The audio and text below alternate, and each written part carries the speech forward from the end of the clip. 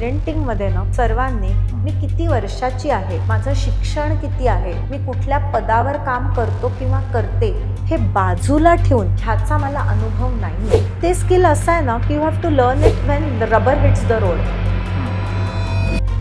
We are means to bring them in this world. We call them our children, but they are actually the children of nature.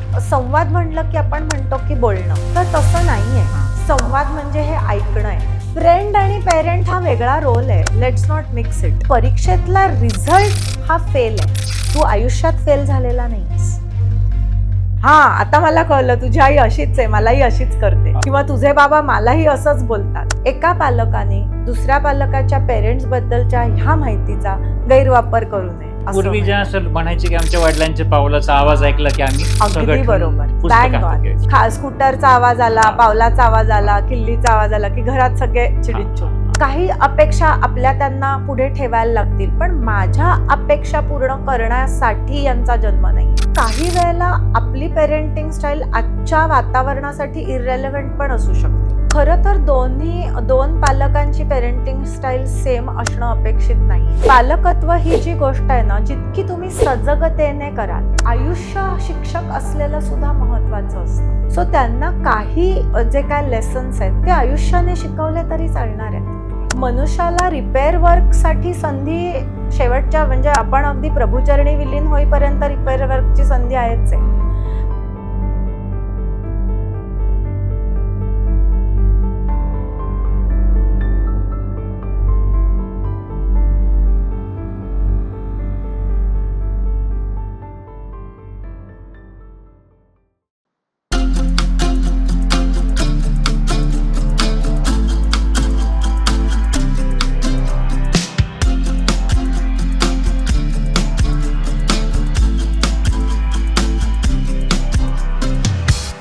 परवाच माझा एक मित्र भेटला आणि त्यांनी जेव्हा पहिला एपिसोड आमचा पाहिला तर तो मला म्हणाला, अरे थोडा लेट झाला राव तुमचे एपिसोड यायला, आमची मुलं तर मोठी होऊन गेली, आता आम्हाला काय उपयोग ह्या सिरीजचा.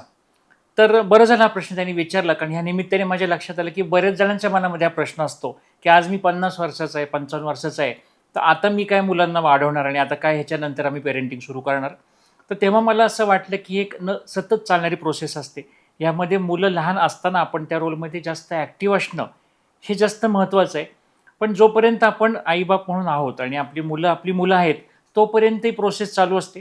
कदाचित काही गोष्टींना उशीर होतो, पण काय त्या वेळेला त्या गोष्टी जर समजल्या तर आपल्या वागण्यात, आपल्या स्वभावात किंवा आपल्या पेरेंटिंगच्या स्टाईलमध्ये आपण बदल करू शकतो. हे सर्वांनी लक्षात घेऊन सर्वांनी एपिसोड आवर्जून पहा.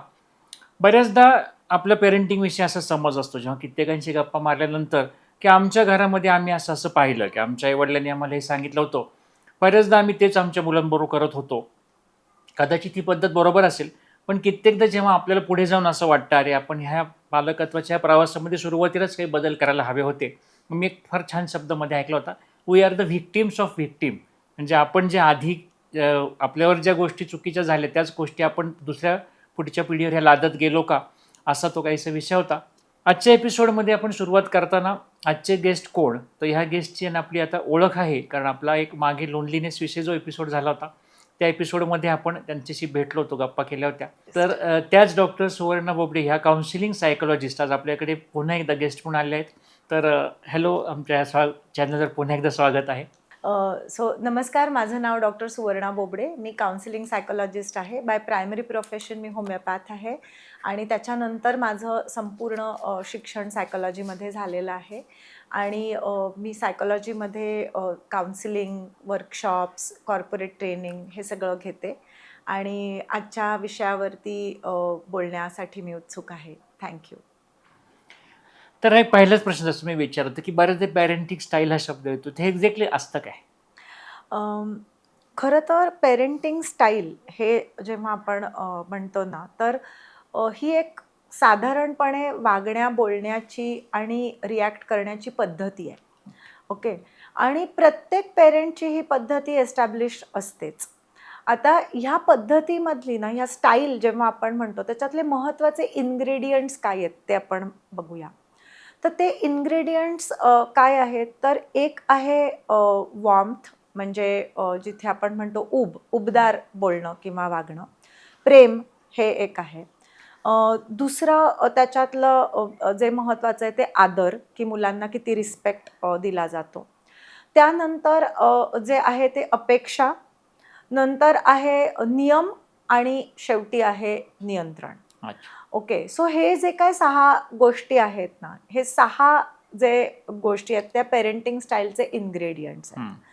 आणि प्रत्येक पेरेंटचं ना ह्याची देवाण मुलांना ते कसे करतात ह्याच्यानुसार ती स्टाईल ठरते. ओके. सो आपण एक ढोबळ अशी अप्लाइड डेफिनेशन जर द्यायची ठरवली, की जी पुस्तकी नाही आहे पण एक अप्लाइड आहे, तर साधारणपणे पालकांची संगोपनामध्ये मुलांशी बोलण्याची पद्धत, त्यांना भावनिक वातावरण कसं निर्माण केलेलं आहे त्याची पद्धत, त्यानंतर त्यांचे मुलांकडे बघण्याचे दृष्टिकोन आणि मुलांना शिस्त लावण्याची त्यांची पद्धत काय आहे.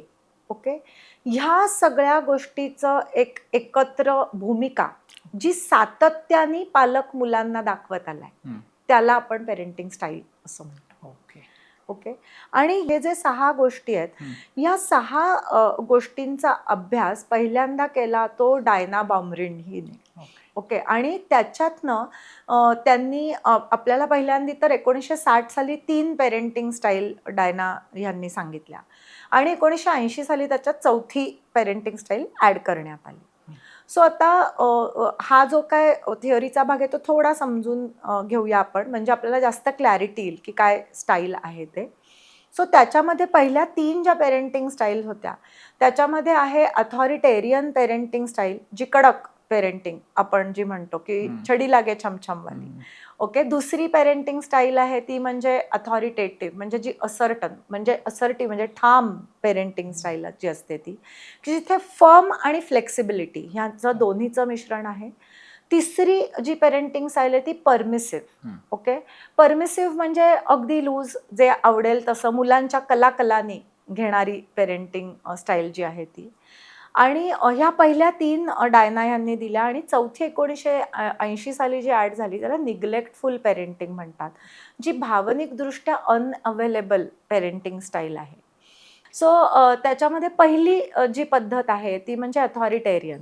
ओके, आणि जी कडक पद्धती आपण जी म्हणतो आणि जी आपल्याला किंवा बहुतांशी लोकांनी आपल्या काळातल्या अनुभवलेली पण असते, आणि ती म्हणजे ती कडक पेरेंटिंग स्टाईल आहे, की जिथे मुलाला म्हणजे मी सांगायचं आणि तुम्ही करायचं, पालकांच्या अपेक्षा पूर्ण करण्यासाठी मुलं असतात. त्यांना भावनिकदृष्ट्या त्यांचं ऐकणं किंवा त्यांच्या भावनांना व्हॅलिडेट करणं ह्याला महत्त्व नसतं. प्रत्येक गोष्टीसाठी नियंत्रण, नियमन, बंधन हे महत्त्वाचे असतात. ओके, म्हणजे त्यांना समजून घेणं कमी आहे, त्यांना भावनिक व्हॅलिडेशन किंवा त्यांच्या भावनांना ऐकून घेणे, त्यांचा विचार समजून घेणे हे कमी आहे. प्रेम, ओलावा, आदर हा पण कमी आहे. पण जी दुसरी बाजू आहे, इतर 3 इन्ग्रेडियंट्स, अपेक्षा खूप आहेत, नियंत्रण, नियमन खूप आहे, अशी ती पेरेंटिंग स्टाईल जी आहे त्याला अथॉरिटेरियन. पूर्वी जे असं म्हणायचे की आमच्या वडिलांच्या पावलाचा आवाज ऐकला की आम्ही अगदी बरोबर, पुस्तक बँग हातात ऑन, घ्यायचो. अगदी, की म्हणजे स्कूटरचा आवाज आला, पावलाचा आवाज आला, किल्लीचा आवाज आला की घरात सगळे चिडीचूप. ओके, दुसरी मी सांगितली ती म्हणजे अथॉरिटेटिव्ह. ती खरं तर सगळ्यात फायदेशीर पेरेंटिंग स्टाईल आहे. ओके, आणि ती कशी आहे ना, की त्याच्यामध्ये दोन्ही म्हणजे जिथे प्रेम, समजून घेणे, आदर आणि अपेक्षा, नियंत्रण आणि नियमन, ओके, ह्या सगळ्या गोष्टींचा एक अतिशय सुंदर मिलाप येतो. ओके, म्हणजे एक सुरक्षित चौकट मुलांना दिली जाते आणि जिथे त्यांना स्वातंत्र्य आहे त्या चौकटीमध्ये त्यांना समजून घेतलं जातं, त्यांना भावनिकरित्या सपोर्ट केला जातो, त्यांचं ऐकलं जातं, त्याच्यानंतर त्यांना प्रचंड आदर दिला जातो, रिस्पेक्ट दिला जातो. कारण आपण जर ही जी पद्धती आहे ना, त्या पद्धतीतल्या पेरेंट्सला थोडा थिंकिंग स्टाईल वेगळी आहे. ओके, म्हणजे कसं आहे की ते मुलांकडे कोणीतरी ज्याला आपल्याला सगळं सांगून काहीतरी घडवायची गरज आहे असं न बघता त्यांच्याकडे एक व्यक्ती म्हणून बघणारी ती पेरेंटिंग स्टाईल आहे. म्हणजे children are nothing but complete human being just in a smaller form. Okay, just because त्यांचा साईज छोटा आहे म्हणून त्यांना आपण कसंही वागवू शकतो अशा अर्थाची ही पेरेंटिंग स्टाईल नाहीये. ओके, त्यांना हे पूर्ण माहिती आहे की जितका आदर मला आवडतो मिळालेला तितकाच मुलांना आवडतो, जितकी माझी अपेक्षा असते की मला कोणीतरी समजून घ्यावं तितकीच मुलाची असते. जेव्हा मला त्रासदायक किंवा नेगेटिव्ह भावना जाणवत असतात तेव्हा मला कोणीतरी माझ्या भावना व्हॅलिडेट करण्याची गरज असते, तितकीच मुलांनाही असते. आणि त्याचबरोबरीने त्यांना हेही माहिती असतं की काही अपेक्षा आपल्या त्यांना पुढे ठेवायला लागतील, पण माझ्या अपेक्षा पूर्ण करण्यासाठी यांचा जन्म नाही आहे. ओके, मी अपेक्षा सांगू शकते, म्हणजे कसं आहे की I say, you say, we decide. Okay, ही पेरेंटिंग स्टाईल आहे की जिथे आपण मिळून ठरवूया, मिळून निर्णय घेऊया, जिथे शिस्त आणि शिक्षा, ओके, ह्या ज्या दोन गोष्टी आहेत त्या गोष्टींमधला फरक फार माहिती असणारी पेरेंटिंग स्टाईल आहे. कारण आपण जर पाहिलं तर शिस्त ही सगळ्यांना हवी असते.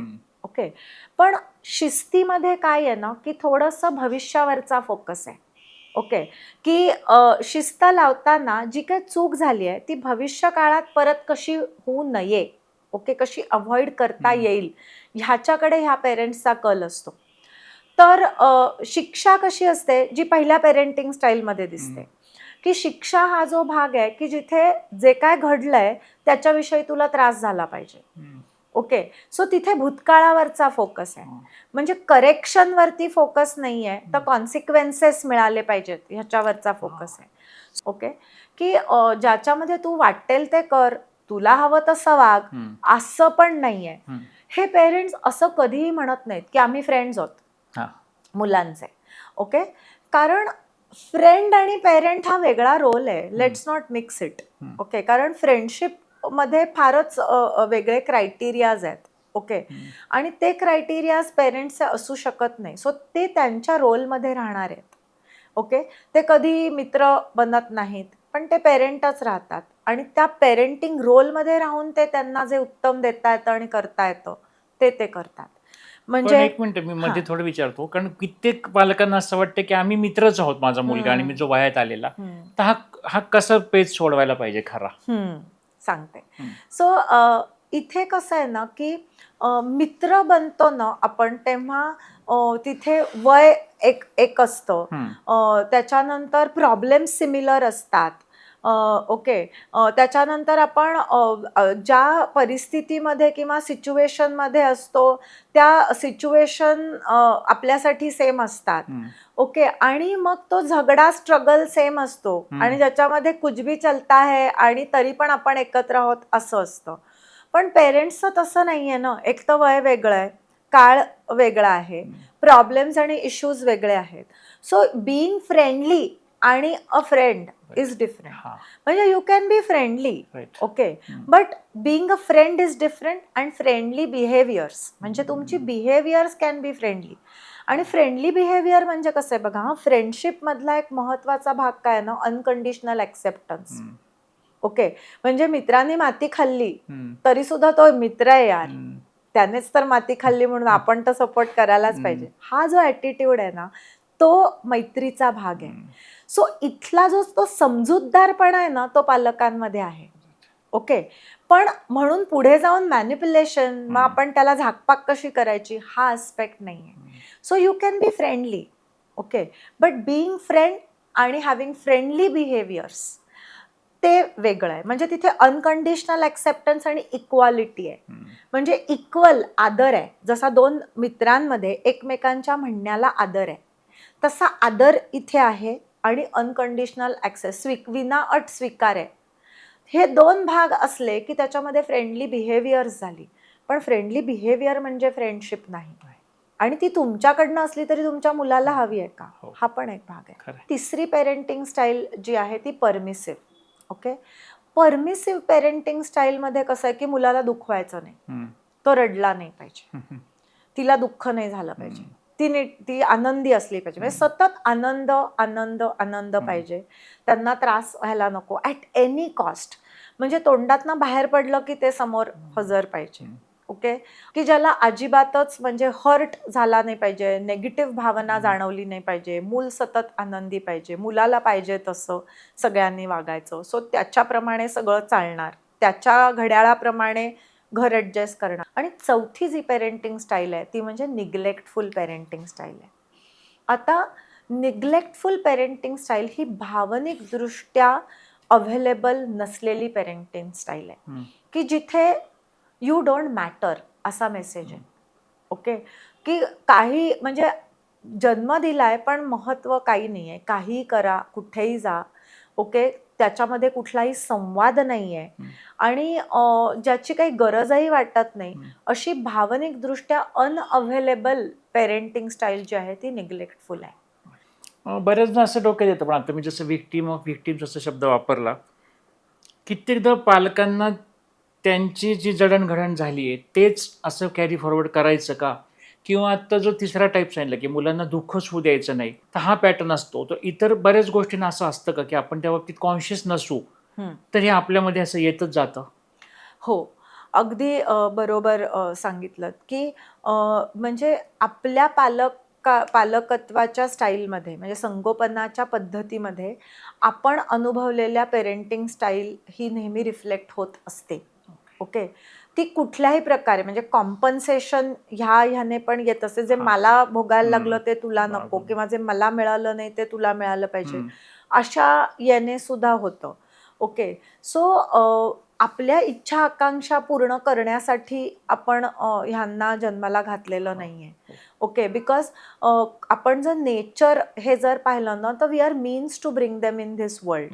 ओके, बट म्हणजे we call them our children, but they are actually the children of nature. Okay, त्यामुळे इथे आणि कुठलंही मूल हे म्हणजे ऑपरेटिंग मॅन्युअल सकट जन्माला येत नाही. सो ह्याच्यामध्ये आपण आपली जी काय पद्धती होती त्या पद्धतीपेक्षा वेगळी म्हणजे मग आपण ऑपोजिट चूज करायला जाणं पण धोकादायक असू शकतं. किंवा आम्हाला असं वाढवलं म्हणजे आम्ही असंच वाढवणार तेच बरोबर होतं, कारण आम्ही घडलो तुम्ही घडाल, हे पण तिथे फार मदत करणारं नाही.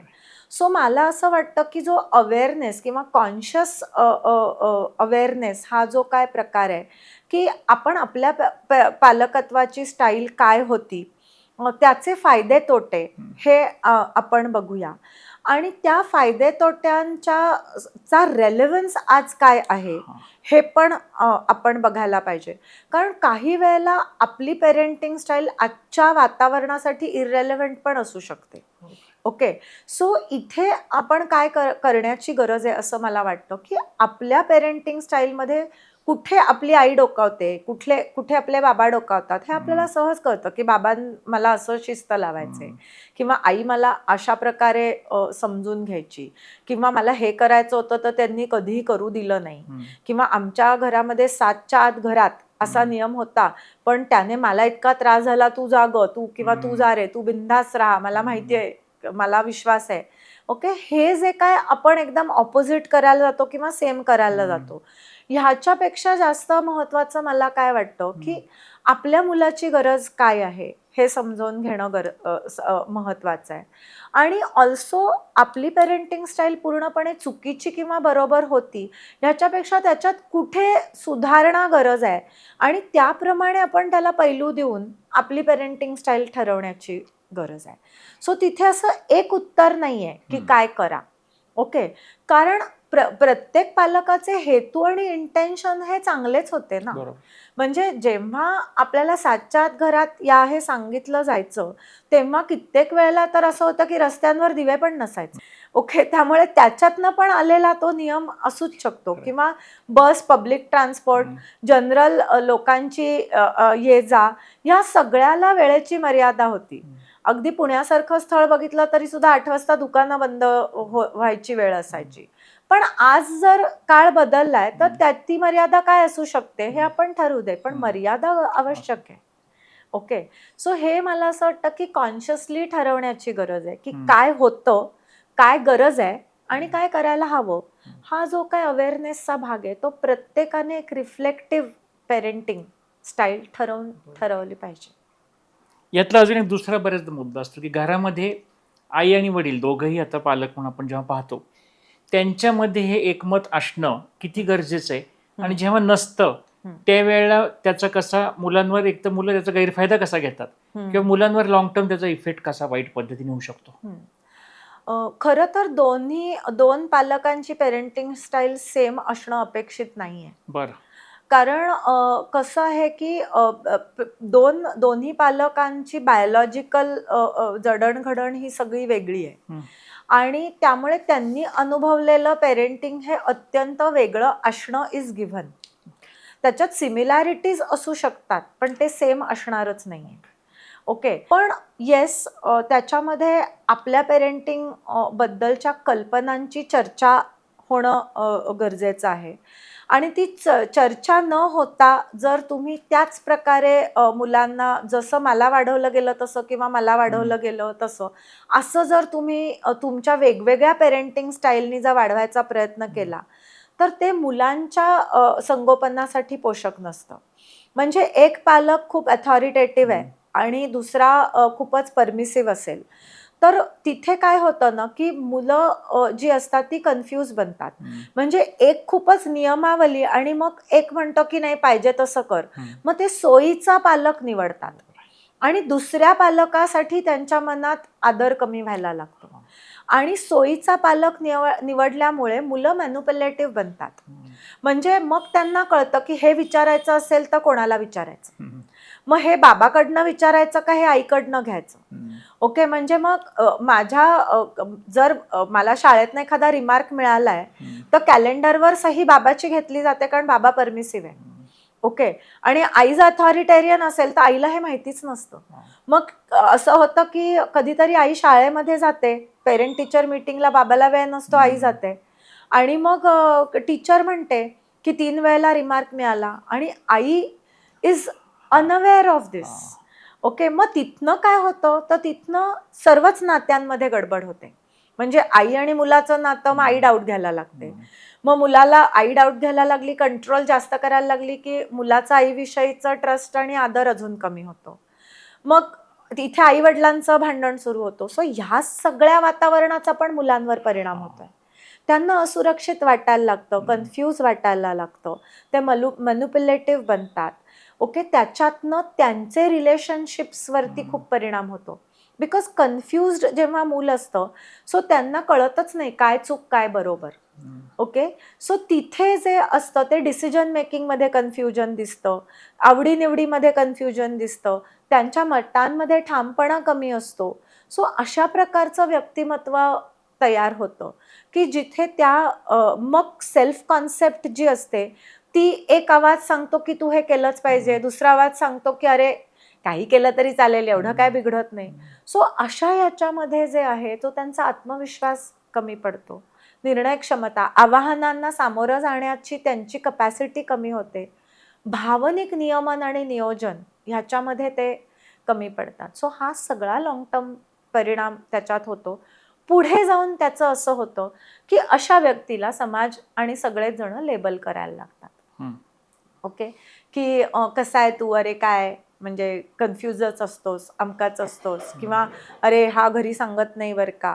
मग त्याच्यातनं अजून फर्दर डॅमेज, आणि मग मानसिक स्वास्थ्य हे अजूनच कमी होतं. पण अशा वेळी आता आई वडिलांनी समजा ह्याचं की आता मूल जन्माला आपलं येणार आहे, ह्या स्टेजपासून ह्या गोष्टींविषयी चर्चा करून ह्यावरती काहीतरी एक निर्णय घ्यायची सुरुवात करावी, किंवा हे उशिरा, आता समजा मग शंडे एखाद्याने हा एपिसोड उशिरा पाहिला की माझा मुलगा 5 वर्षाचा आणि मी आज हे पाहिलंय, तर हे बसून चर्चा करावी का, किंवा असं असावं की आठवड्यातनं 1 दिवस आम्ही नवरा बायको ह्याविषयी बोलतो, महिन्यातनं एकदा आम्ही दोघं बोलतो, आणि असं काही प्लॅन करावा का? अगदी महत्वाचं आहे हे. आणि तुम्ही 5 वर्ष म्हणलात, खरं तर इन्फ्लुएन्शियल एज ग्रुप, ओके, की जेव्हा व्यक्तिमत्वाची जडणघडण पूर्ण कधी होते, तर त्याच्या मागे ना ते साधारण वय 10 ते 12 वर्षाचं आहे. तुम्ही जेव्हा 5 वर्षाचं मूल आहे असं म्हणता, तेव्हा खरं तर आपला हाफ टाइम गेलेला आहे, उरलेला हाफ आपल्याला राहिलेला आहे. बट मी अशा मताची आहे की इट्स नेव्हर लेट. ओके, कारण जे काय पहिलं डॅमेज झालंय त्याच्यानंतर रिपेअर वर्क सुरू करूच शकतो आपण, आणि मनुष्याला रिपेअर वर्कसाठी संधी शेवटच्या, म्हणजे आपण अगदी प्रभुचरणी विलीन होईपर्यंत रिपेअर वर्कची संधी आहेच आहे. म्हणजे आज जर अगदी पाहिलं तर कुठला तरी लेख वाचून माझे आई वडील सुद्धा म्हणतात की अरे हे आम्हाला माहितीच नव्हतं, आम्ही तुम्हाला मनासारखं हे नाही करू दिलं, आज आम्हाला त्याचं खूप दुःख होतं. ओके, हे रिपेअर वर्क नाही आहे का? ओके, आणि ते रिपेअर वर्कच आहे की ठीक आहे, त्यांना तेव्हा नाही कळलं आणि आज कळतंय, आणि आज ते समजून घेण्याच्या माझ्याकडे ॲबस्ट्रॅक्ट अबिलिटी आहे, म्हणून ह्या संधी आपल्याला कायम आहेत. पण आयडियली जर तुम्ही बघितलं तर मला असं वाटतं हो. ओके, कारण पालकत्व ही जी गोष्ट आहे ना, जितकी तुम्ही सजगतेने कराल तितकी पुढची पिढी आणि आपल्या अगदी पाहिलं तर अख्ख्या जगाचं भविष्य आहेत ती मुलं. ओके, सो तितकं चांगलं भविष्य आपण सगळ्या समाजाला देऊ शकणार आहोत. सो त्याच्यासाठी पालकांनी एकत्र बसून एकमेकांच्या पेरेंटिंग स्टाईल बद्दलची चर्चा, आता ती चर्चा कशी करावी, कारण मोस्ट ऑफ द टाइम मी असं ऐकते जेव्हा काउन्सिलिंगसाठी पालक येतात तेव्हा either they are blaming their parents or they are blaming their spouses parents. Okay, so ते ब्लेमिंगची संधी नाही आहे.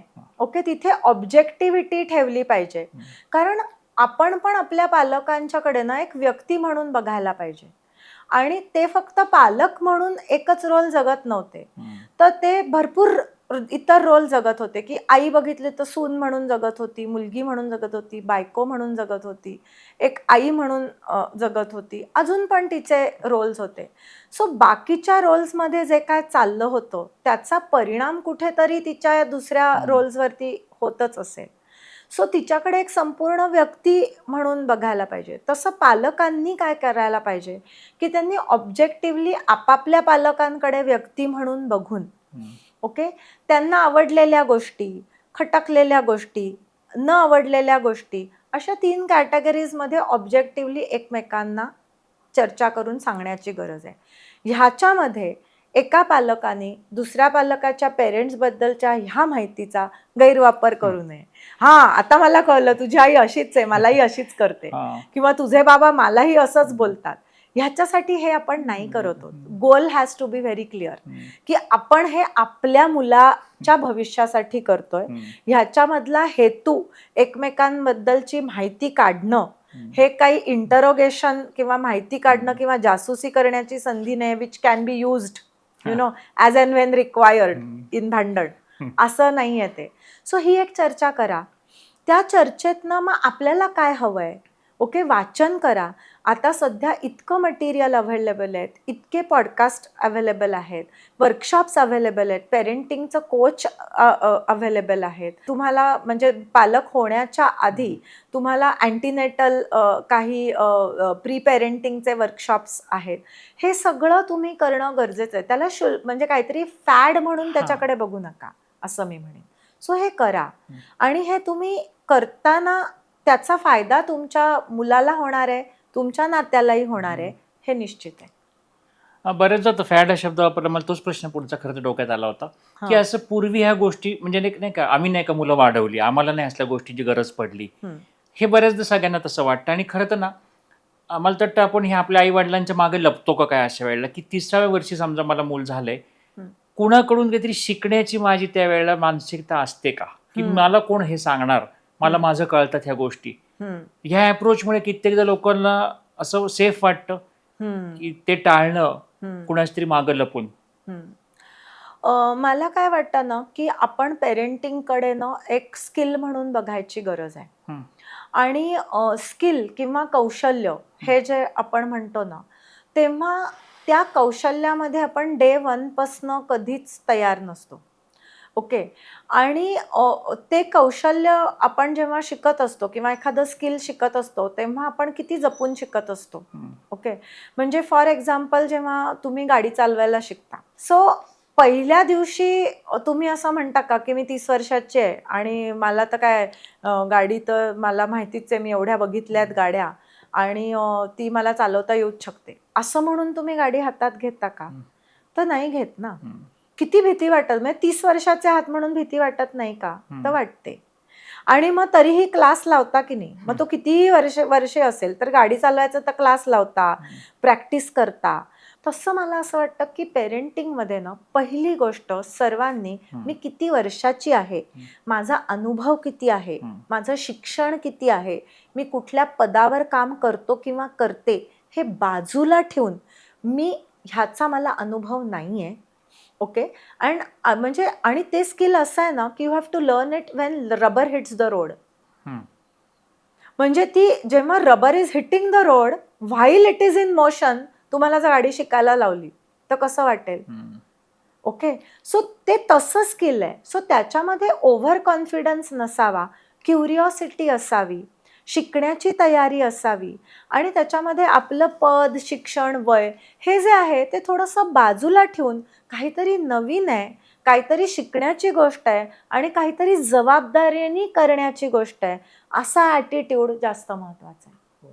आणि त्यामुळे आम्ही तर केलं, आमच्या वेळेला चाललं, ओके, हे सगळं जे काय आहे ते ठीक आहे, त्यांच्या वेळेला चाललं नाही चाललं माहिती नाही. मग जर चाललं असेल तर तुम्हाला 0 कंप्लेंट पाहिजेत तुमच्या पेरेंट्सबद्दल. असं असतं का? सो असं नसतं ना. प्रत्येकाला काहीतरी खटकलेलंच असतं. अगदी काही नाही तर मला इंग्लिश मिडियममध्ये का नाही घातलं किंवा मला अमक्या शाळेत का घातलं, तमक्या ठिकाणी का नाही घातलं, हा तर एवढं तर असतंच. सो त्यांनी केलं आणि ते सक्सेसफुल झालं, ह्याच्यावरनं आपण म्हणजे असा डिडक्टिव्ह लॉजिक काढण्याची गरज नाही की आता मीही करून ते सक्सेसफुलच होईल. बिकॉज ते अझम्पशन आहे आणि त्या अझम्पशनवर राहण्याची गरज नाही. आपण अवेलेबल रिसोर्सेस वापरूया आणि त्याप्रमाणे वागूया. आणि आता आपण समजा 10 वर्षाच्या मुलांविषयीपर्यंत आता बोललो. बऱ्याचदा जेव्हा टीनेज हा एक वयाचा टप्पा येतो तेव्हा अशी कायम तक्रार असते की ह्या वयाची मुलं आमचं ऐकतच नाहीत किंवा आता कुणाच तरी टीनेजमध्ये मुलं आहेत, त्यांनी हा समजा पॉडकास्ट पाहिलाय. काय बदल करता येऊ शकतात आपल्यामध्ये आणि त्या मुलांच्या? समजा मुलं फार उर्मट उत्तर देतात ह्या वयामध्ये, ही एक तक्रार असते कायम, ते कसं हँडल करता येऊ शकतं? इथे ना पालकांनी थोडंसं संवाद कौशल्य ह्याच्यावरती फोकस देण्याची गरज आहे. पहिली गोष्ट म्हणजे त्या वयाची गरज आपण समजून घेऊया.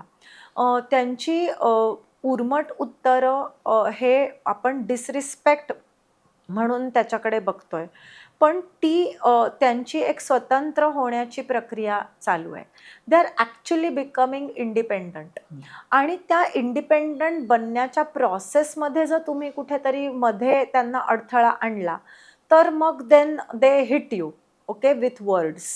ओके, हे लक्षात घेण्याची गरज आहे. म्हणजे खूप पालक म्हणतात की हल्ली सारखा एकटाच बसतो, दरवाजा बंद करून बसतो किंवा पूर्वी जो शाळेतनं आल्यानंतर सगळं सांगायचा किंवा सांगायची, आता बोलायचंच नसतं. सो हे जे काय इश्यूज आहेत ना, तर ह्या इश्यूजकडे बघण्याचा पहिला पर्स्पेक्टिव्ह बदला ह्या वयोगटामध्ये. कारण इथे ना त्यांचं आधी असं होतं की त्यांना ना प्रत्येक गोष्टीसाठी तुमची गरज होती, निर्णयासाठी दे वर डिपेंडंट ऑन यू. पण आज त्यांचा आतमध्ये मेंदू त्यांना सांगतोय, अरे तुला विचार आहेत, अरे तुला चॉईसेस आहेत, अरे तुला संधी आहेत आणि तू विचार करू शकतोयस. हे त्यांना सतत त्यांच्या आतमधनं सिग्नल्स मिळतात. त्यांची बॉडी बायोलॉजिकली तयार होतीये, हॉर्मोनल चेंजेस त्यांच्यामध्ये होत आहेत. ते आता ॲडल्टसारखे दिसायला लागलेले आहेत, पण त्यांना कोणी ॲडल्टचा दर्जा तिथे दिला जात नाही, कारण अजून ते 18-21 वर्षाचे झालेले नाही आहेत. ओके, पण बायोलॉजिकली त्यांना सगळं ते जे काय आहे ते जमतंय आणि ते करू शकतायत. सो ह्याच्यामध्ये काय होतं ना की आपण त्यांची ही जी प्रक्रिया आहे सेपरेट होण्याची, ती स्वतंत्र होण्याची प्रक्रिया म्हणून बघत नाही. आपण कंट्रोल आपला सुटत चाललाय असं त्याच्याकडे बघितलं जातं आणि त्याच्यातनं खरं तर पालक जास्त अँक्शस आणि असुरक्षित फील करतायत. ओके, सो त्या पालकांनी त्यांची असुरक्षितता आणि अँझायटी मॅनेज करण्याची गरज आहे. सो जेव्हा मूल उर्मट उत्तर देतंय, ओके, किंवा उलट उत्तर काढतंय, तेव्हा कुठेतरी हा विचार पालकांनी करायची गरज आहे की मी अशा कुठल्या कक्षा ओलांडल्या, कुठली सीमारेषा मी ओलांडली, okay, which boundary did I cross, आणि ज्याच्यामुळे त्याला मला असं हिट करून बाजूला काढण्याची गरज पडली की त्याच्या कक्षेमध्ये मी कुठे गेले किंवा गेलो, हा पण थोडासा विचार करण्याची गरज आहे. आता इथे तुम्ही म्हणाल की म्हणजे तुम्ही फक्त पालकांना सांगताय, म्हणजे मुलांना तुम्ही सोडताच आहात सगळं. सो इथे मला असं वाटतं की मी मुलांना सोडून देतेय किंवा त्यांची बाजू घेतेय आणि पालकांना कुठेतरी गिल्ट देतेय असा माझा हेतू नाहीये. ओके, पण मला असं वाटतं की इथे जास्त म्हणजे समजूतदारीने जास्त अनुभवी कोण आहे तर पालक आहे. आणि मुलांचा नंबर ऑफ इयर्स ऑफ अनुभव कमी आहे आणि अनुभवातनं येणारी जबाबदारी बदलाची आपण घेऊया. ओके, आणि ती त्यांची तितकी थोडीशी कमी आहे. ओके, ह्याच्यामध्ये मला असं वाटतं की पालकांनी संवादाचे काही मंत्र शिकण्याची गरज आहे. आणि पहिला संवाद म्हणलं की आपण म्हणतो की बोलणं, तर तसं नाहीये. संवाद म्हणजे हे ऐकणं आहे. Okay, so listening is very important. की जेव्हा ते त्यांचे काहीतरी आज आम्ही सगळेजण 9 वाजता खाली गणपतीच्या कार्यक्रमाच्या प्रॅक्टिसला भेटणार आहोत, हे जेव्हा ते सांगतात तेव्हा पालक जो आहे ना तो कधी म्हणजे ते हिअरिंग आणि लिसनिंग याच्यामध्ये जरी लिसन करत आहोत असं वाटलं तरी we are listening to reply and we are not listening to understand. Okay, so listening to reply करणारा पालक म्हणतो मग होमवर्कचं काय. ओके, असं म्हणजे काय की मी फक्त काय तर रिप्लायसाठी ऐकतेय. ओके, मग होमवर्कचं काय म्हणलं की तो म्हणणार गप ग माझं मला कळतंय. मग आपण म्हणणार की उर्मट बोल. ओके, सो ठीक आहे ना, म्हणजे 9 वाजता भेटणार आहात, सो हे आधी ऐका. ओके, हे लिसन केल्यानंतर ना त्यांच्या भावनांना व्हॅलिडेट करा. म्हणजे मला दिसतंय की किती उत्सुक आहेस की गणपतीच्या प्रोग्रामची प्रॅक्टिस करणं आणि त्याचं प्लॅनिंग तुमचं जोरात चालू आहे आणि ती एनर्जी आणि उत्सुकता मला कळतीये. ओके, हे कुठेतरी त्याची भावना व्हॅलिडेट करा. Which emotion the child is experiencing ती व्हॅलिडेट करा. मग त्याच्यानंतर तुम्हाला काही सुरक्षित बाउंड्रीज जर द्यायच्या असतील तर त्यांना चॉईस द्या. ओके, सो होमवर्कबद्दल काय विचार केलायस. ओके, किती आहे ते बघितलंयस का. ओके, हे विचारा. मग कदाचित उत्तर येण्याची शक्यता आहे की हो थोडा आत्ता आणि थोडा आल्यानंतर. ओके ओके, म्हणजे तू विचार केलायस ना, एवढंच मला विचारायचं होतं. हे केलं तर समोरून येणारं उत्तर कळेल. सो म्हणजे पहिलं हाऊ टू टॉक शिका, मग then you know so that the reply will be desirable chances. Okay, कारण we can only influence, we cannot control their म्हणजे त्यांचं बोलणं आपण कंट्रोल करू शकत नाही, पण त्यांना इन्फ्लुएन्स मात्र आपण करू शकतो. आणि ह्याच्यातनं तुम्ही विचारायच्या आधीच एक प्रश्नाचं उत्तर मी देते, अहो हे असं किती दिवस करायचं, आम्ही केलं की. आणि मी तर असंच करते आणि सतत करते, तरी समोरून उत्तर मला नेहमी उर्मटच येतं आणि कधीही सरळ उत्तर येत नाही. हे पालकांनी समोरून उत्तर कसं येईल ह्याच्यासाठी करू नये. ओके, हे पालकांनी त्यांना इन्फ्लुएन्स करण्यासाठी, म्हणजे मी कसा विचार करतेय किंवा करतोय ह्याचं डेमॉन्स्ट्रेशन म्हणून करावं. कारण समोरचं उत्तर is a factor beyond your control. ते कसंही येऊ शकतं, पण तरीही मी अशा प्रकारे संवाद करत असेल तर मला माझ्याबद्दल कसं वाटणार आहे हा विचार करावा आणि ते करत राहावं. आणि जसं मी म्हणलं तसं कधीपर्यंत, प्रभूचरणी. ओके, ते करत राहण्याची गरज आहे. हा बरं महत्त्वाचा मुद्दा आहे. एक गंमत फक्त अशी असते की बऱ्याचदा आडनिडं वय आहे, फार कुठेही काहीतरी गडबड चुका करू शकतात, तर चुका करू द्याव्यात का मुलांना. खूप महत्त्वाचा प्रश्न आहे की त्याचं उत्तर हो आणि नाही असं नसणार आहे. कारण कसं आहे की मुलांना अडनिडा वयापर्यंत आधी तुमचं पालकत्व कसं होतं धिस विल मॅटर. ओके, त्याच्यामध्ये त्यांना कसं आहे की पालकत्वाच्यासाठी म्हणजे त्यांना काही मर्यादा, म्हणजे इथे जर आपण पाहिलं ना की बाउंड्रीज आणि फ्रीडम हे समजून घेणं गरजेचं आहे. ओके, की त्यांना मर्यादेमध्ये स्वातंत्र्य देण्याची गरज आहे की देर आर डिफाईन्ड बाउंड्रीज आणि त्या बाउंड्रीजमध्ये आपण त्यांना फ्रीडम देऊया. कारण अजून त्यांना कॉन्क्रीट थिंकिंग आहे, ॲब्स्ट्रॅक्ट थिंकिंग जेव्हा नसतं तेव्हा कॉन्सिक्वेन्शियल थिंकिंग कमी असतं. कॉन्सिक्वेन्शियल थिंकिंग म्हणजे परिणामांबद्दलचे विचार हे जे काय आहेत ना, ते खरं तर पूर्णपणे त्याची डेव्हलपमेंट होण्यासाठीचं जे वय आहे ते 21च्या पुढे आहे. सो त्यांना परिणामांबद्दल जास्त कळत नसतं. ओके, किंवा कॉन्सिक्वेन्शियल थिंकिंग नसल्यामुळे आत्ता जर मी हे केलं तर त्याच्यानंतर पुढे काय काय होऊ शकतं, त्याचं long term effect on my life in general काय होऊ शकतो, एवढा विचार करण्याची त्यांच्याकडे क्षमता नाही आहे. ती डेव्हलप व्हायलाच खूप वेळ लागतो. ओके, सो त्यामुळे ना त्यांना बाउंड्रीज आपण घालून देऊयात. ओके, पण चुका ज्या आहेत त्या होणारच आहेत. ओके, कारण चूक न करणारा माणूसच नाही आहे. सो चूक होणारे हे आपण धरूनच चालूया. म्हणजे अगदी इथे पालकांचं अँझायटी परत खूप ट्रिगर होते की चूक व्हायला नको, काहीतरी त्याच्या आयुष्यावर परिणाम व्हायला नको, चुकीचं घडायला नको. ची अँझायटी मी समजू शकते. असुरक्षित पालक जेव्हा असतात ते खूप कंट्रोल करायला जातात. सो त्यांना कुठल्या चुका करू द्याव्यात. ओके, सेफ मिस्टेक्स काय आहेत. ओके, त्या सेफ मिस्टेक्स त्यांना करू देणं सुद्धा गरजेचं आहे. ओके, पण आता अगदीच जिथे काहीतरी फिजिकल डॅमेज आहे किंवा जिथे प्रचंड शारीरिक हानी होणार आहे, सो अशा वेळेला कधी कधी आपल्याला कडक पालकत्वाचा सहारा घ्यावा लागणार आहे. ओके, सो मला असं वाटतं की ते जे काय पेरेंटिंग स्टाईल्स ज्या आपण 4 बघितल्या ना, they are like at times 4 gears. Okay, of a vehicle, की प्रत्येक गिअरचं महत्त्व आहे. ओके, आणि तेव्हा त्यांना पूर्णपणे थांबा आणि हे नाही करू देणार हे सांगावं लागेल. म्हणजे जेव्हा त्या मर्यादा बाउंड्रीज क्रॉस होत आहेत तेव्हा. पण अदरवाईज कधी कधी आयुष्य शिक्षक असलेलं सुद्धा महत्त्वाचं असतं. सो त्यांना काही जे काय लेसन्स आहेत ते आयुष्याने शिकवले तरी चालणार आहेत. ओके, आणि त्यामुळे तेवढ्या त्यांना आपण चुका करू देणं हे सुद्धा कधी कधी मला असं वाटतं की गरजेचं आहे. कित्येकदा ना, आता आपण मगाशी जो विषय काढला की मला शिकायचे समजा पेरेंटिंग विषयी, कित्येक पालकांना असं बऱ्याचदा सगळं असं वाटतं की गिल्ट मला खूप राहतो, मी सगळं करतोय तरी कुठेतरी मी कमी पडतोय अशी एक सारखी फिलिंग असते.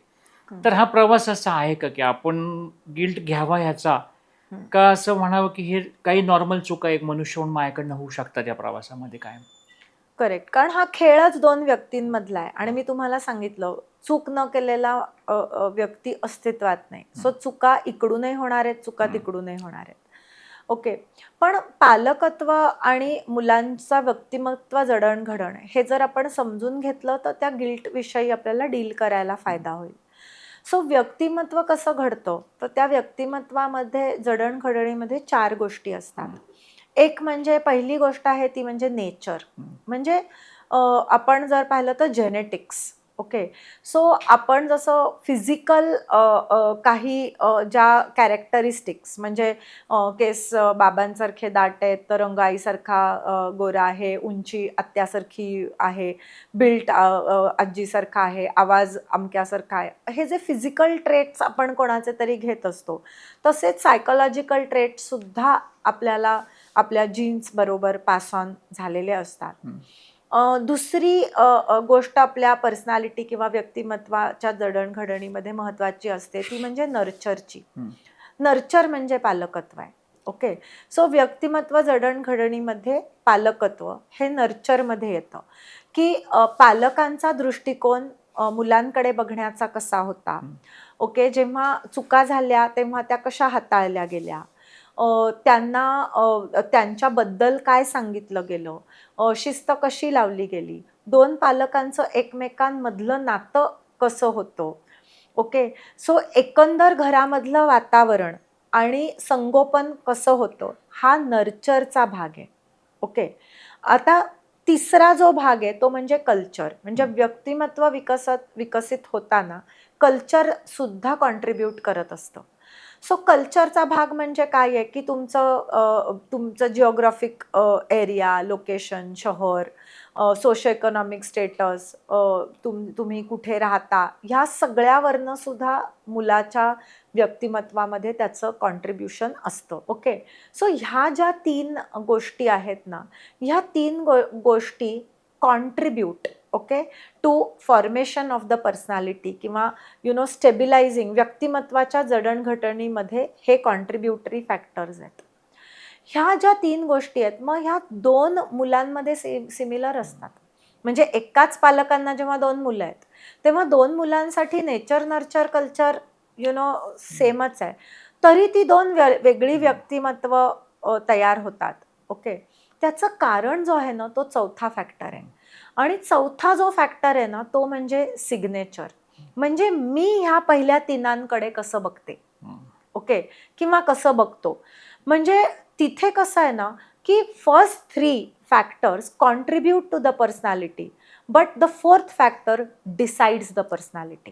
ओके, आणि तो जो डिसिजन मेकिंग फॅक्टर जो आहे, तो आहे सिग्नेचर. तो सिग्नेचर फॅक्टर काय आहे ना, की मला जे सांगितलं गेलं, मी जे अनुभवलं, त्याच्यातनं मला आलेले अनुभव, त्या अनुभवांचा मी लावलेला अर्थ, आणि मी स्वतःसाठी काय चूक काय बरोबर ठरवून काय पुढे नेलं, मी काय परपेच्युएट करत राहिले, मी काय अक्वायर केलं पेक्षा मी पुढे काय नेत राहिले. प्रत्येक पालकत्वाच्या कार्यशाळेमध्ये किंवा वर्कशॉपमध्ये ना, मला असं वाटतं की पालकांना हा गिल्ट जो आहे ना, त्याच्यावरती काम करायला आपण चांगलं देऊया. ओके, पण मुलं काय घेतील, त्याच्यातनं ते पुढे काय नेतील, हा जो जर्नी आहे तो त्यांचा आहे. आणि तो जर्नी पूर्णपणे आपण ठरवू शकत नाही. आणि त्या जर्नीमध्ये त्यांच्याकडनं पण चुका होणार आहेत आणि आपल्या ह्या जर्नीमध्ये पण आपल्याकडनं होणार आहेत. त्या कमी कशा करायच्या, झालेल्या चुकांवरती रिपेअर कसं करायचं, तरीही ॲक्सेप्टन्स दाखवून पुढे कसं जायचं, हे बघितलं तर कदाचित आपण स्वतःलाही थोडंसं माफ करायला शिकू शकतो. आता ह्यातनं एक मुद्दा येतो की आपण जे आता मगाशी 4 वेगवेगळ्या पद्धती स्टाईल्स बोललो, त्याच्या मुलांवरती कशा पद्धतीने परिणाम होतात? सांगते. महत्त्वाचा प्रश्न आहे हा, की ज्याच्यामध्ये ना आपण पहिली जी स्टाईल पाहिली ती म्हणजे अथॉरिटेरियन, म्हणजे कडक पेरेंटिंग स्टाईल. अशामध्ये मुलांना म्हणजे जेव्हा पालक सतत काहीतरी करेक्शन किंवा ते म्हणतील त्या पद्धतीने जेव्हा वागायला लागतं, तेव्हा मुलांना कुठेतरी असं वाटतं की do I really matter. Okay, म्हणजे त्यांना आपण त्यांची जी काय स्वतःबद्दलची कल्पना असते त्याच्यामध्ये ते स्वतःला कमकुवत समजायला लागतात. त्याच्यामधनं त्यांना ते डिपेंडंट बनतात. निर्णयासाठी इतरांवरती अवलंबून राहायला लागतं, की निर्णय घ्यायची वेळ आली किंवा चॅलेंज कुठलं समोर आलं किंवा एखादं आव्हान आयुष्यात आलं तर त्यांना ते आपण हँडल करू असं वाटत नाही. मग सारखं ते कोणावर तरी अवलंबून राहणार, कोणाकडे तरी जाणार, मी हे करू शकणार नाही. त्यांना स्वतः अनलव्हेबल वाटायला लागतात. कधी कधी त्यांना असं वाटतं की आपणच कारण आहोत पालकांच्या अस्थिर वर्तनाचं. इथे कसं होतं ना, एक उदाहरण द्यायचं झालं तर जेव्हा तुम्ही मुलांना म्हणजे जेव्हा सांगता की गणितात मार्क कमी पडलेत आणि मला पुढच्या वेळेला हे चालणार नाहीये, ओके, अभ्यास करायचा, क्लास लावलेला आहे आणि आता क्लास काय आपण फुकट लावलाय काय, पैसे काय झाडाला लागतात का, असं कसं जमत नाही, हे जेव्हा मुलांशी संवाद पालकांचा होतो तेव्हा मूल ते कसं ऐकतं, ओके, की त्यांना असं वाटतं की म्हणजे गणिताविषयी पालक बोलत असतो पण मूल हे स्वतःविषयी ऐकत असतं. दुसरा परिणाम ह्याच पालकत्वाच्या स्टाईलचा असा असू शकतो, जे मी तुम्हाला सिग्नेचर जे सांगितलं त्याच्यामधनं, की तिथे ना एकदम रिबेल मूल पण तयार होऊ शकतं, की ते ना अथॉरिटीशीच कायम झगडायला लागतं. कारण अथॉरिटी फिगर म्हणजे हर्ट किंवा डॅमेजिंग अशी एक कॉन्सेप्ट होऊन जाते आणि त्यांना धुडकावून लावलंच पाहिजे. ओके, सो असं जेव्हा मुलाची मानसिकता तयार होते तेव्हा ह्या मुलाचे म्हणजे मग एखादा गेम खेळत असेल तर लीडरशी भांडणं होणार किंवा वर्गातल्या मॉनिटरशी पटणार नाही, किंवा शिक्षकांविषयी ते चांगलेच नाही असं वाटायला लागणार, किंवा नोकरी करायला लागल्यानंतर बॉसशी झगडे होणार, त्याला कळत नाही, त्याला अक्कल नाही, असं त्यांना सतत, किंवा नियम आणि बंधनं ही मोडायला असतात आणि ती पाळली नाही पाहिजेत असा एक रिबेल म्हणजे 180 डिग्री ऑपोजिट व्यक्तिमत्व सुद्धा तयार होतं. कारण मी खूप सप्रेस्ड होतो, आता मी काही मान्य करणार नाही. तिसरी जी पेरेंटिंग स्टाईल मी सांगितली, दुसऱ्याबद्दल नंतर बोलते, ती म्हणजे परमिसिव्ह.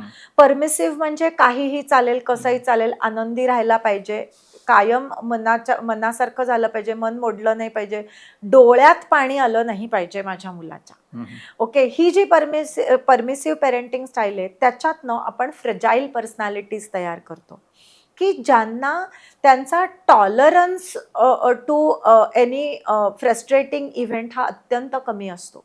मग अशी मुलं जी असतात की म्हणजे मग ते कुठला तरी क्लास लावतात, किंवा उदाहरण द्यायचं झालं तर म्हणजे ऑलिम्पियाडमध्ये अरे आत्तापर्यंत छान करत होता, ओके, आणि इतके मस्त मस्त गोल्ड मेडल मिळालं, अमकं मिळालं, ओके, पण पुढे जेव्हा 8वीच्या ऑलिम्पियाडला नाहीच म्हणतो, कारण आता जेव्हा तिथली क्लिष्टता वाढली तेव्हा इथे काय व्हायला लागलं, फ्रस्ट्रेट व्हायला लागलं की सोडून द्यायचं.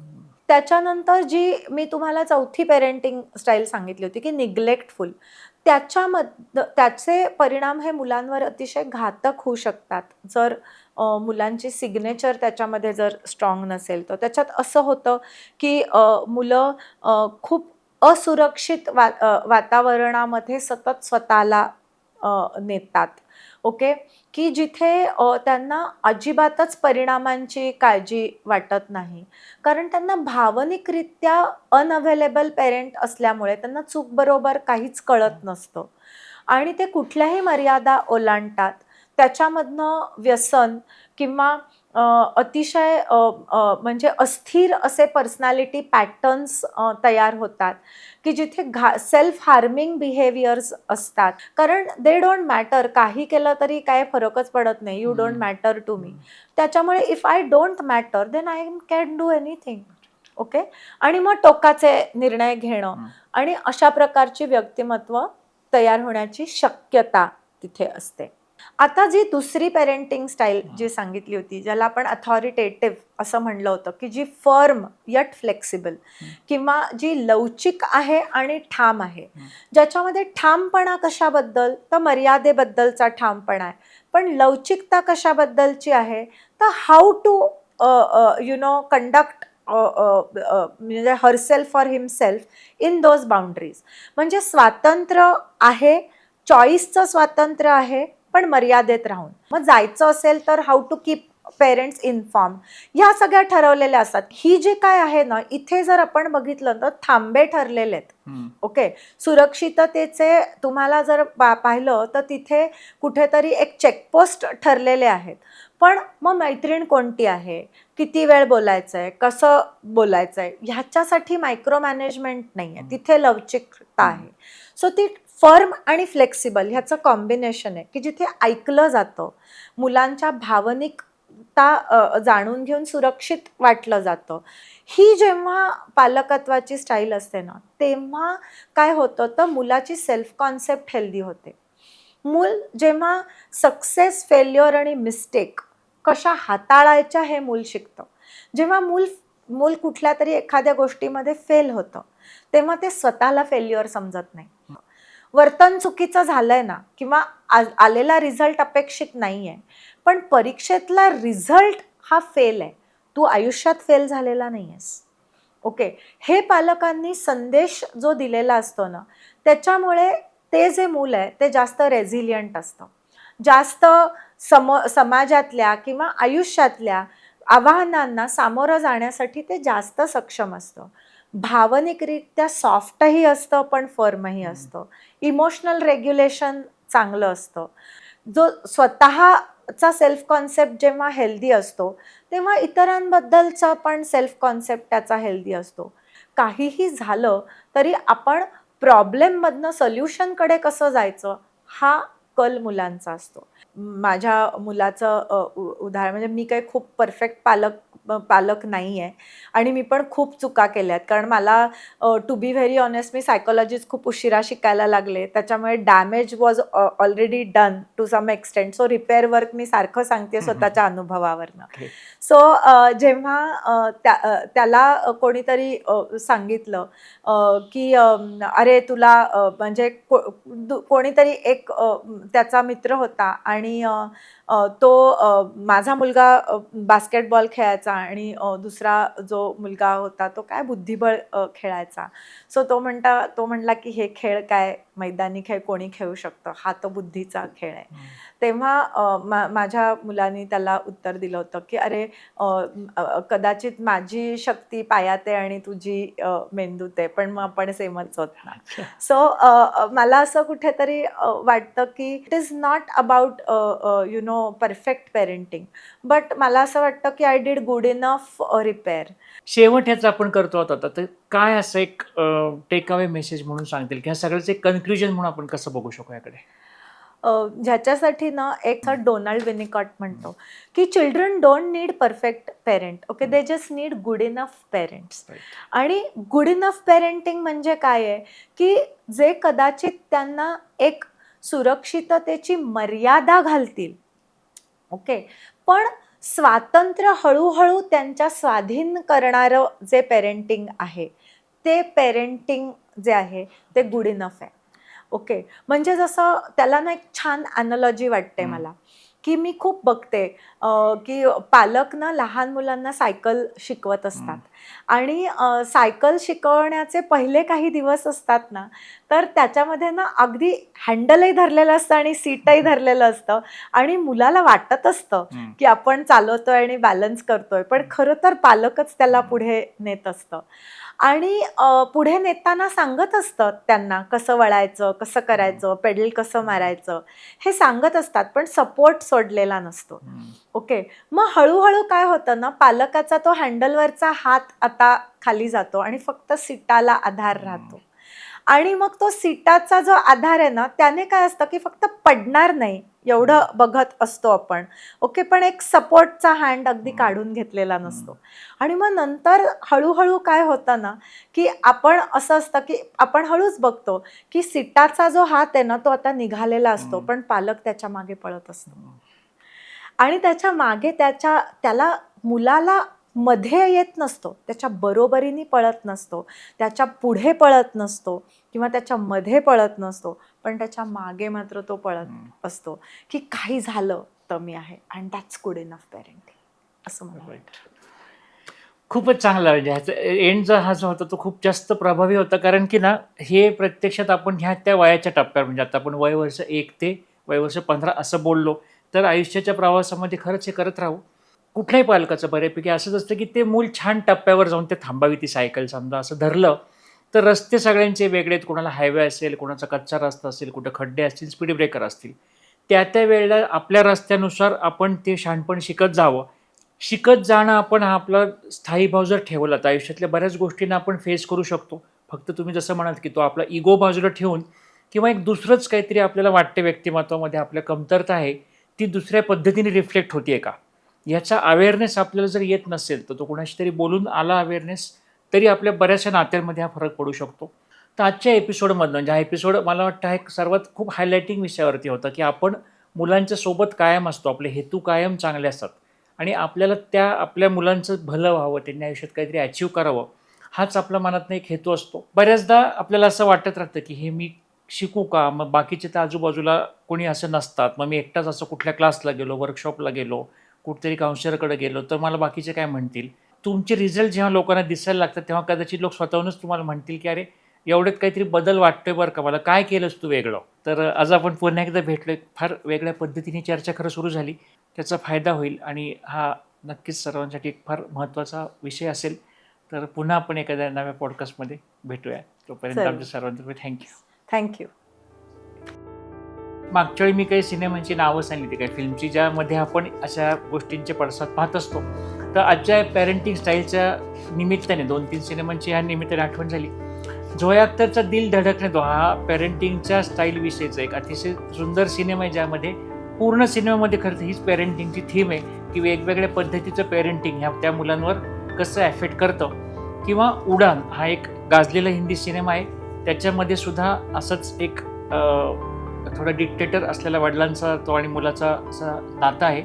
किंवा आमिर खानचा दंगल हा सिनेमा आपल्या सर्वांच्या माहितीमधला सिनेमा आहे. किंवा सावली हा सिनेमा जो एक मराठीमध्ये रीमा लागू आणि अमृता सुभाष यांनी काम केलं आहे. हे आवर्जून या निमित्ताने पहा, कारण ह्यामध्ये ह्या पद्धतीमध्ये मुलांवर होणारे परिणाम त्याच पद्धतीने दाखवलेले आहेत.